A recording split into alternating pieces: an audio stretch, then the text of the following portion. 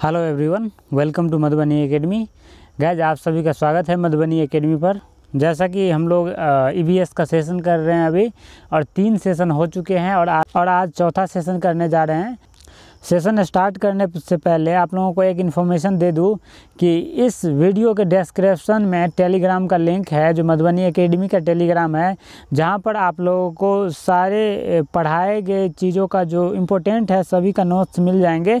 तो आप लोग ज्वाइन कर लेना टेलीग्राम पर और चैनल को सब्सक्राइब कर लेना यदि मेरे चैनल पर नए हो तो। ठीक, तो चलिए आज का सेशन स्टार्ट करते हैं। देखिए, आज का सेशन जो है सो वाटर से स्टार्ट होती है, राइट। वाटर दैट मीन्स पानी। हम प्रतिदिन स्नान करने, कपड़े धोने, पीने तथा अन्य कामों में पानी का उपयोग करते हैं। कृषि और उद्योग में भी पानी का प्रयोग होता है। देखिए, हम जो है प्रतिदिन स्नान करते हैं, इसमें पानी का उपयोग होता है। जैसे ये फर्स्ट नंबर पर आप लोगों को दिख रहा होगा, ये बच्चे स्नान कर रहे हैं नदी में, राइट। तो ये भी एक पानी का यूज हुआ। आप पानी से स्नान कर सकते हो, बट इस बच्चे को पता नहीं है कि नदी में स्नान करने से खुजलियाँ भी हो सकती है, या फिर सर्दी खांसी भी हो सकते हैं, कुछ स्किन डिजीज़ भी हो सकते हैं, राइट। तो ये हो गया एक कार्य, आपको पानी का स्नान करना। अब सेकेंड वन में है पानी से कपड़े धोने। जैसे आप लोगों को सेकेंड वन में दिख रहा होगा, जो पानी से कपड़े भी धोए जाते हैं। तो ये हो गया second work. And third work is कि हम इसको पानी पीने के यूज़ कर सकते हैं। जैसे एक बच्चा प्लास्टिक के बोतल में पानी पी रही है, बट इनको ये पता नहीं है कि प्लास्टिक के बोतल में पानी पीने से प्लास्टिक के बोतल से पानी अभिक्रिया करके और हमारे बॉडी के लिए हानिकारक बन जाते हैं। इसलिए हमें प्लास्टिक के बोतल में पानी नहीं पीने चाहिए, इन्हें अवॉइड करना चाहिए, और हमें पानी शीशे के गिलास में पीना चाहिए। पानी का यूज कृषि के लिए भी किया जाता है। ये फर्स्ट वन में लड़की नहा रही है, उसको इस बच्चे से सीख लेना चाहिए कि कैसे नहाया जाता है, और पानी का उपयोग उद्योग के लिए भी किया जाता है। लास्ट वन में आप लोग चलते हैं नेक्स्ट पेज पर। देखिए, यहाँ पर है जल की आवश्यकता। सभी सजीव वस्तुओं के लिए पानी एक आवश्यक घटक है। सभी पशुओं तथा पौधों में पानी की बड़ी मात्रा रहती है। मनुष्य के शरीर में लगभग 70% पानी रहता है। हमारे जो बॉडी है, हमारे जो शरीर है, इसमें लगभग 70% पानी रहता है। कुछ फलों और सब्जियों में पानी की मात्रा 90 से 95% तक होती है। इस पॉइंट को नोट डाउन कर लीजिएगा, बिकॉज ये एग्जाम में डायरेक्टली ऐसे ही पूछे जा सकते हैं, राइट। और ये भी बहुत बड़े महत्वपूर्ण है, तो इन दोनों को नोट डाउन कर लीजिएगा। देखिए, मैं सेशन जब कराता हूं तो सभी सेशंस के लास्ट में सेशन से रिलेटेड क्वेश्चंस देता हूं, जो आप लोग शायद देखते हो या नहीं भी देखते हो, तो इसलिए वो क्वेश्चंस देखना बहुत ज़रूरी है। बहुत इंपॉर्टेंट क्वेश्चंस रहते हैं सेशन के लास्ट में, और प्रत्येक सेशन के लास्ट में मैं उसके रिलेटेड क्वेश्चंस देता हूं और उसका आंसर भी करवाता हूं, राइट। नेक्स्ट पॉइंट है मनुष्य औसतन 2 लीटर पानी प्रतिदिन पीता है। देखिए, मनुष्य जो है ना, सो 2 लीटर पानी प्रतिदिन औसतन पीता है। लेकिन एक बात यहाँ पर आप लोगों को समझना होगा कि डॉक्टर हमें रिकमेंड करते हैं कि 3 से 3.5 लीटर पानी ऑन द रेगुलर बेसिस पर पीना चाहिए। ये हमारे फिजिकली ग्रोथ एंड एवरीथिंग, ये जो टॉक्सिक होता है सबको रिलीज़ कर देता है। इसीलिए 3 से 3.5 लीटर पानी एक डिसेंट हुआ, राइट। वैसे ये औसतन है, 2 लीटर पानी प्रतिदिन मनुष्य पीते हैं। यह पानी मनुष्य के ताप को बनाए रखने में सहायक होता है। पशु जो है ना, सो तालाब, झरना तथा नदियों का पानी पीते हैं। आप लोगों को दिख रहा होगा यहाँ पर, ये जो लायन है, ये किसी तालाब का पानी पी रहा है या फिर किसी झरने का पानी पी रहा है, राइट। ये यहाँ पर हिरन है, हिरन भी पानी पी रही है किसी नदी का। और यहाँ पर बफेलो एंड हिरन, ये सब क्या करते हैं, तो तालाब, झरना तथा नदियों का पानी पी करके जिंदा रहते हैं। ओके, बात करते हैं नेक्स्ट पेज की। देखिए, यहाँ पर नेक्स्ट पेज में पौधे अपने मूलों या जड़ों द्वारा मिट्टी से पानी लेते हैं। पौधे जो होते हैं ना, पौधे वो क्या करते हैं, तो जल की मात्रा पूर्ति के लिए उसके जो तना होता है, उससे नीचे जड़ होता है, जो मिट्टी के अंदर होता है, उसके द्वारा वो पानी मिट्टी से ले लेते हैं, राइट। अब देखिए, जल के स्रोत। पृथ्वी पर पानी का सबसे बड़ा स्रोत समुद्र है। आप लोगों को पता ही होगा, जो पृथ्वी की 2/3 सतह पर फैले हुए हैं, राइट। समुद्री पानी खारा होता है। खारा का मतलब होता है नमकीन होता है, और इसका प्रयोग कृषि और घरों में नहीं हो सकता, क्योंकि इतने खारे होते हैं समुद्र के पानी की। अगर हम उससे खाना बनाएंगे तो सारा का सारा खाना एकदम नमकीन हो जाएगा, बर्बाद हो जाएगा, खाने लायक नहीं रहेगा, राइट। नदी, झील, तालाब, कुआं, वर्षा आदि पानी के अन्य स्रोत है, राइट। उसके बाद नेक्स्ट पॉइंट है, अधिकांश शहरों में पानी के स्रोत नदी, झील आदि से पानी को पंप के माध्यम से हौज में जमा किया जाता है। यह पानी जल संस्थान तक जाता है जहां इसे साफ किया जाता है। यहाँ पानी को चिकने कंकड़ और बालू की परतों से होकर छाना जाता है। गंदगी बालू में रुक जाती है। रोगाणुओं को मारने के लिए पानी में कुछ रसायन जैसे क्लोरीन डाले जाते हैं। इस प्रकार साफ किए गए पानी को मुख्य पाइपों द्वारा शहर के विभिन्न हिस्सों में भेजा जाता है। देखिए क्या होता है कि शहर जो है ना, बड़े बड़े शहर, वहाँ पर भूमि वाले जो जल होते हैं ना, वो समाप्त हो चुके हैं। तो क्या किया जाता है, किसी बड़े झील या फिर नदी से पानी को सप्लाई किया जाता है। और नदी और झील के पानी तो गंदे होते हैं, जिसको साफ़ करने के लिए क्या किया जाता है, तो पाइप से वहाँ पर सप्लाई किया जाता है, जिसको बालू और गिट्टी के से होकर के गुजारा जाता है। जहाँ पर उसमें जो जितने भी कचरे रहते हैं वो बालू और गिट्टी के परत पर जम जाता है, और जो पानी वहाँ पहुँचता है पाइप के द्वारा, वो उस पानी में जो है सो कुछ रसायन डाल करके उस पानी को पीने लायक बना दिया जाता है, और वही शहर में भेजा जाता है पीने के लिए, राइट। अब चलते हैं नेक्स्ट पेज पर। देखिए नेक्स्ट पेज में क्या है। नेक्स्ट पेज में है, जिन स्थानों पर नलों से पानी मिलने की सुविधा नहीं है, राइट, वहाँ पर लोग नदी, झील, झरना और कुएं से पानी लेते हैं। जैसे अभी कुछ दशक पहले की बात है, जब ग्रामीण इलाकों में नल की सुविधा नहीं हुआ करती थी, तो लोग क्या करते थे, नदी, झील, झरना या कुएं से पानी लेकर के पिया करते थे, राइट। इन स्रोतों से पानी को उबालकर, छानकर और रसायन जैसे पोटेशियम पर मैग्नेट डालकर पीने योग्य बनाते थे। देखिए उसमें जो है ना सो कुआं से जब पानी निकाला जाता था, तो उसमें समय समय पर कुछ रसायन दिए जाते थे जैसे पोटेशियम परमैंगनेट, ताकि उसके जल जो है साफ़ रह सके और पीने लायक रह सके, ओके। उसके बाद है जल के सामान्य गुण। देखिए क्या सब होता है। शुद्ध पानी रंगहीन, गंधहीन, स्वादहीन और पारदर्शी होता है, राइट। सामान्य ताप पर पानी द्रव के रूप में रहता है। देखिए हम लोगों का जो अभी सामान्य ताप रहता है ना, वो उस सामान्य ताप में क्या होता है, तो पानी जल के रूप में रहता है। और सामान्य ताप हम किसे कह सकते हैं, जब 1 डिग्री से लेकर के 99 डिग्री के बीच में पानी रहता है, तब जो है सो सामान्य ताप कहलाता है पानी के लिए। और उस बीच में पानी जो है सो द्रव की अवस्था में रहते हैं, राइट। जब पानी को ठंडा किया जाता है तब यह बर्फ़ बन जाता है। अब बर्फ़ बनने की क्रिया कब स्टार्ट हो जाती है, जब 0 डिग्री पर पहुंच जाता है तापमान, तब पानी बर्फ़ में तब्दील होने लगते हैं। होता है जब 100 डिग्री क्रॉस कर जाता है तापमान, तब जो है सो द्रव से गैस में परिणत हो जाते हैं जल, ओके। अब देखिए यहाँ पर, अर्थात द्रव से ठोस अवस्था में बदल जाता है, राइट। जब पानी को उबाला जाता है तो यह भाप बन जाता है, अर्थात द्रव से गैस की अवस्था में बदल जाता है। मैंने अभी बताया। इस प्रकार पानी ठोस, द्रव और गैस तीनों अवस्थाओं में पाए जाते हैं। ये आप लोगों को नोट डाउन कर लेना है, ये बहुत ही महत्वपूर्ण। बात करते हैं नेक्स्ट पेज में। देखिए यहाँ पर है कठोर और मृदु जल। सबसे पहले मृदु जल को समझते हैं, सॉफ्ट वाटर को। वह जल जो साबुन के साथ आसानी से झाग बनाता है, मृदु जल कहलाता है। और यहाँ पर आप लोगों को सॉफ्ट जल दिख रहा होगा। इस बीकर में आप लोगों को एक्सपेरिमेंट किया गया है hard water and soft water को। हार्ड वाटर में जब साबुन को घोला गया तो ये सिर्फ यहाँ तक रह गया है, जबकि जब सॉफ्ट वाटर में साबुन को घोला गया तो यहाँ से उठ करके यहाँ तक आ गया, यानी कि झाग बन रहा है। दैट मीन्स क्या होता है, जो मृदु जल वह जल जो साबुन के साथ आसानी से झाग बनाता है, मृदु जल कहलाता है। ये आप लोगों को माइंड में रखना है।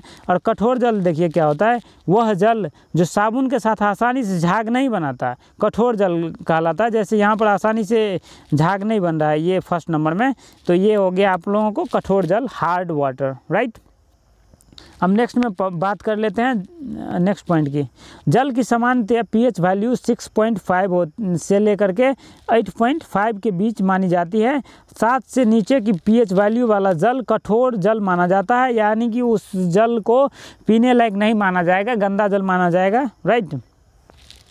इसे अम्लीय जल अथवा एसिडिक वाटर भी कहा जाता है। इस जल में लोहा, मैग्नीज, कॉपर, लाइट एवं जिंक के अवशेष मिल सकते हैं, राइट। नेक्स्ट पॉइंट है पेयजल। पेयजल रंगहीन, गंधहीन, स्वच्छ एवं पारदर्शक होते हैं और इसे ही अशुद्ध जल कहते हैं। यह निलंबित अशुद्धियों एवं विभिन्न जीवाणुओं से मुक्त होता है, किंतु इसमें कुछ खनिज लवण घुले रहते हैं जो हमारे स्वास्थ्य के लिए लाभकारी होते हैं तथा जल को स्वादिष्ट बनाते हैं। और जब ये स्वादिष्ट हो जाएगा जल, तब ये अशुद्ध जल नहीं रहेगा, वो पेयजल हो जाएगा, राइट। और ये जो उदाहरण है अभी पेयजल रंगीन, गंधहीन, स्वच्छ एवं पारदर्शक, ये अशुद्ध जल के उदाहरण हैं। और अशुद्ध जल अभी पिछले पेज में आप लोगों को दिख रहा होगा, यहाँ पर देखिए, ये आप लोगों को दिख रहा है, ये अशुद्ध जल है। और अशुद्ध जल वही होता है जो अभी मैंने बताया, राइट। अब बात करते हैं नेक्स्ट पेज की। देखिए यहाँ पर है, जल को उबालने से अथवा उसमें पोटेशियम परमैंगनेट अथवा ब्लीचिंग पाउडर मिलाने से जल में उपस्थित रोग के जीवाणु नष्ट हो जाते हैं। यहाँ पर पानी चढ़ा हुआ है गैस पर, ये ट्रांसपेरेंट लोहिया है जिसमें आप लोग देख सकते हो। इसको इसलिए उबाला जा रहा है ताकि इसमें जो रोग के जीवाणु होते हैं वो नष्ट हो जाते हैं पानी को उबालने से, राइट। उसके बाद नेक्स्ट पेज पर चलते हैं। देखिए प्रदूषित जल क्या होती है।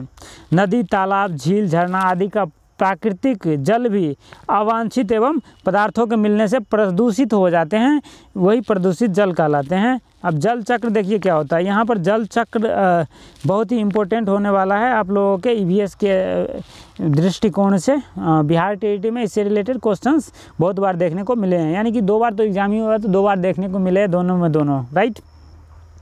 गर्म होने पर पानी भाप बन जाता है। देखिए गर्म होने पर क्या होता है, पानी भाप बन जाता है और ठंड होने पर भाप फिर पानी बन जाती है। एक अवस्था से दूसरी अवस्था में पानी के बार बार बदलना तथा फिर से जल में परिवर्तन होने के प्रकरण को जल चक्र कहते हैं। यहाँ पर देखिए ये जो समुद्र में पानी है, इधर इस नीचे में आप लोगों को दिख रहा होगा, ये सूर्य के प्रकाश से क्या होता है, गर्म होकर के ये भाप में परिणत होकर के फिर बादल बन जाते हैं, राइट। और बादल जो है सो धीरे धीरे यहाँ पर आकर के पानी के रूप में धारण कर लेते हैं। और जब पानी के रूप में धारण कर लेते हैं तो फिर यहाँ पर वर्षण हो रही है। फिर ये जो पानी है ये समुद्र में जाएगी, फिर यहाँ से वाष्प होकर के ऊपर आएगी, फिर बादल बनेगी, फिर बादल से पानी में परिणत होगी, फिर बारिश होगी। इसी प्रकरण को बार बार बदलना जो है ना, तो इसी प्रकरण को जल चक्र कहते हैं, राइट। अब चलते हैं नेक्स्ट पेज पर। देखिए महत्वपूर्ण तथ्य, शुद्ध पानी रंगहीन, गंधहीन, स्वादहीन और पारदर्शी होता है। अभी हम लोगों ने पढ़ा पानी ठोस, द्रव और गैस तीनों अवस्थाओं में रह सकता है, राइट। देखिए शुद्ध पानी जो है ना 0 डिग्री सेल्सियस पर जमता है और 100 डिग्री सेल्सियस पर उबलता है, हमने अभी चर्चा की थी, राइट। पानी की कठोरता उबाल कर या कुछ रसायनों से अभिक्रिया कराकर दूर की जा सकती है, ये भी हम लोगों ने अभी डिस्कस की थी, राइट। अब नेक्स्ट पॉइंट है, द्रव जल ठोस बर्फ से भारी होता है। देखिए अब नेक्स्ट पॉइंट है, 4 डिग्री सेल्सियस पर जल का घनत्व तो अधिकतम होता है। इस पॉइंट को नोट डाउन कर लीजिएगा, बहुत इंपॉर्टेंट है।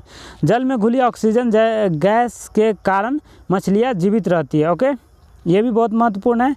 अब चलते हैं कुछ क्वेश्चंस की ओर जो बहुत ही इंपॉर्टेंट VVI क्वेश्चंस है आपके BTET एग्जामिनेशन के दृष्टिकोण से, तो इसको हम लोग डिस्कस कर लेते हैं, राइट। देखिए शरीर में जल प्राप्ति के साधन है, पेयजल के रूप में, बिल्कुल सही। भोज्य पदार्थ में उपस्थित, बिल्कुल सही। भोज्य पदार्थों के ऑक्सीजन द्वारा, बिल्कुल सही। जल शरीर में जल प्राप्ति के साधन है सारे के सारे, तो इसका आंसर हो जाएगा D, उपरोक्त सभी। अब देखिए नेक्स्ट वन क्या है, जल की आवश्यकता निर्भर करती है किन किन चीज़ों पर, रहन सहन पर बिल्कुल जल की आवश्यकता निर्भर करती है। भोजन तथा स्वास्थ्य पर, ये भी सही है। व्यवसाय तथा जलवायु पर, ये भी सही है। तो इसका आंसर हो जाएगा 4, यानी कि सारे के सारे इसके सही ऑप्शंस है, राइट। अब नेक्स्ट वन है, भारतीय समुद्री तटीय जल के प्रदूषण का प्रमुख कारण क्या है। देखिए ये क्वेश्चन बहुत ही इंपॉर्टेंट है, इसका आंसर आप लोग रिप्लाई कीजिए।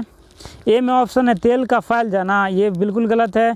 तेल का फैल जाने से समुद्र जल के प्रदूषण का प्रमुख कारण नहीं हो सकता है तेल का फैल जाना।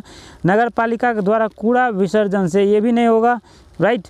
इसका हो जाएगा आंसर सही, औद्योगिक बहिर्शराब, क्योंकि उद्योग से जो कचरा निकलता है ना उसका बहिर्शराब कर दिया जाता है समुद्रों में, नदियों में, इसीलिए उसके कचरे का जिम्मेदार यही होता है उद्योग, राइट। नेक्स्ट क्वेश्चन क्या है देखिए, क्वथन यानी उबलना और वाष्पीकरण में अंतर है। इसमें वाष्पीकरण और क्वथन में क्या अंतर है? क्वथन में द्रव से वाष्प में परिवर्तन देखा जा सकता है, जबकि वाष्पीकरण देखा नहीं जा सकता। बिल्कुल गलत। बी में है, क्वथन में जल की अवस्था बदल जाती है जबकि वाष्पीकरण में नहीं। ये भी बिल्कुल गलत है। वाष्पीकरण किसी भी तापमान पर हो सकता है जबकि क्वथन नहीं। ये बिल्कुल सही है, आपका आंसर 3 हो जाएगा, राइट। पानी को भाप बनने की प्रक्रिया कहलाती है, क्या कहलाती है भाई? ये तो सबको आ जाएगा, वाष्पीकरण कहलाती है, यही इसका सही हो जाएगा, राइट। अब नेक्स्ट क्वेश्चन है, वर्षा के जल को जमा कर उससे बाद में प्रयोग किया जाना कहलाता है, क्या कहलाता है? इसका आंसर आप लोग दीजिए। ऑप्शन ए में है हरित क्रांति, ऑप्शन बी में है सफ़ेद क्रांति, ऑप्शन सी में रेन वाटर हार्वेस्टिंग, इनमें से कोई नहीं। तो इसका आंसर हो जाएगा 6 का सी, ओके। अब 6 नंबर क्वेश्चन हो गया। 7 में है, ज़्यादा वर्षा से होता है, क्या होता है? बाढ़ होता है भाई, बिल्कुल सही। सूखा ये तो नहीं होता है, ज़्यादा वर्षा से भूकंप भी नहीं होता है, बादल भी नहीं आते, राइट। ज़्यादा वर्षा से क्या होता है आप लोगों का? बाढ़ आ जाता है, तो बिल्कुल सही हो जाएगा। 7 का आंसर ए ऑप्शन सही हो जाएगा, राइट। अब देखिए, निर्जलीकरण की अवस्था कहलाती है, जल की कमी, बिल्कुल सही। अब एक ही सही हो गया, तो ये सब तो वैसे ही गलत हो जाएंगे, राइट। अब नेक्स्ट क्वेश्चन है, जल की मात्रा कम होती है दांतों में। चूँकि इसमें जल की मात्रा पूछ रहा है जो कम होता है, तो दांतों में, बिल्कुल सही। इसका आंसर 1 हो जाएगा। अब देखिए नेक्स्ट क्वेश्चन है, नींबू साधारण पानी में डूब जाता है लेकिन नमकीन पानी में तैरता रहता है, क्योंकि नींबू का घनत्व तो नमकीन पानी में कम हो जाता है। ये नहीं होगा। नमकीन पानी का घनत्व साधारण पानी के घनत्व से अधिक होता है, बिल्कुल सही। नमकीन पानी का जो घनत्व होता है ना, वो साधारण पानी के घनत्व से ज़्यादा होता है, क्योंकि उसमें नमक घुला होता है, इसलिए इसका आंसर सही हो जाएगा, बी सही हो जाएगा। तो 10 का बी सही हो जाएगा, राइट। 11 में है, जल के कार्य होते हैं, ताप नियंत्रक, बिल्कुल सही। स्नेहक, बिल्कुल सही। पोषक तत्वों का हस्तांतरण, ये भी सही हो जाएगा। इसका आंसर हो जाएगा डी, ये सभी, ओके। अब नेक्स्ट क्वेश्चन है, शुद्ध जल होता है थोड़ा अम्लीय, बिल्कुल नहीं। थोड़ा क्षारीय, बिल्कुल नहीं। ऑक्सीजन रहित, ये भी बिल्कुल नहीं। देखिए, शुद्ध जल जो है उसमें ऑक्सीजन भी होता है, अम्लीय नहीं होता है, क्षारीय नहीं होता है, और पूर्णतः उदासीन होता है। तो इसका आंसर सही हो जाएगा डी, ओके। तो गाइज, ये थी आप लोगों की session 4 related to water. I hope आप लोगों को ये समझ में आया होगा। यदि समझ में आया होगा तो अपने दोस्तों के साथ शेयर करना और चैनल को सब्सक्राइब कर लेना। बाय, मिलते हैं नेक्स्ट टॉपिक के साथ नेक्स्ट सेशन में। तब तक के लिए have a good day, take care.